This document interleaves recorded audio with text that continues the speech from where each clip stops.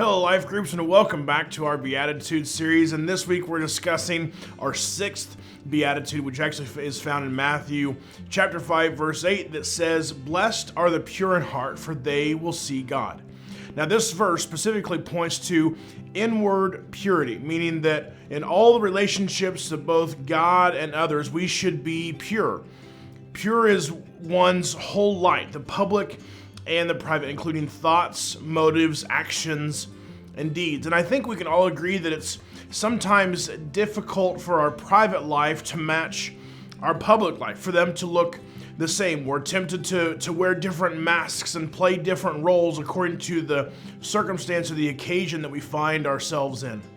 And the world has bought into this lie that it's better to follow your heart instead of striving to be pure in heart. The problem that exists is that the prophet Jeremiah tells us in scripture that the heart is deceitful above all else, and it's beyond cure. The heart is so deceitful that we can easily trick ourselves about our motives.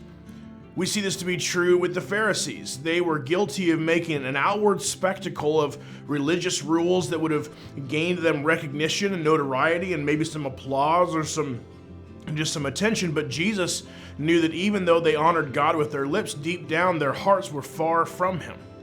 From the outside looking in, they appeared to have it all together and they appeared to be doing all the right things and living a pure life. But Scripture says that while man looks at the outside, God looks at the heart.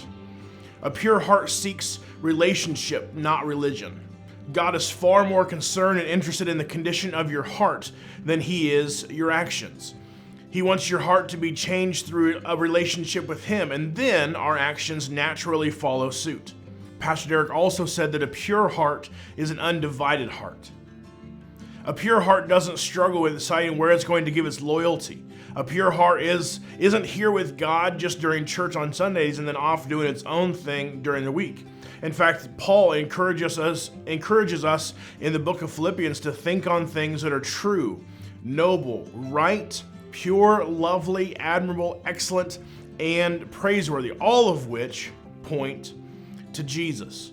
And as a result of a pure heart, Scripture tells us that we will see God. We will see Him through eyes of faith, experiencing His presence, communing with God. We get to see Him through His protection and His provision, but we also one day will get to see Him face to face in eternity. So blessed are the pure in heart, for they will see God. Enjoy your discussion today.